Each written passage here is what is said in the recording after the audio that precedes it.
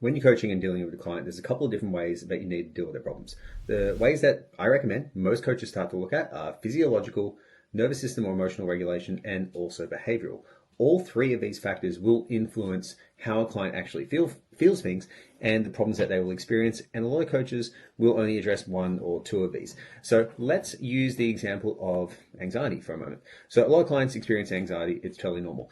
And a lot of people ignore the physiological aspect of anxiety. So by that, they'll say that nutrition has no impact. Yet if you actually get the client to record their nutrition and put a scale of how anxious they are after certain meals, you'll find that some meals are actually much better suited to reducing anxiety than others. The reason for that is it's because of that client's particular physiological makeup. Now, from here, you can look at behavioral things that they're going to do it. So what are the behaviors that help them avoid anxiety? What are the behaviors that promote anxiety? And then also from an emotional regulation, how are they at actually noticing what they're feeling and dealing with what they're feeling? And this is something that you can do with a food journal.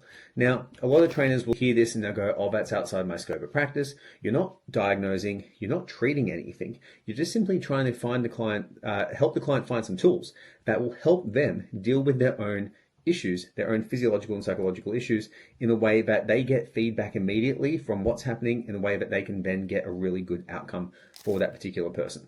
So if you're a trainer, you need to start understanding your physiology.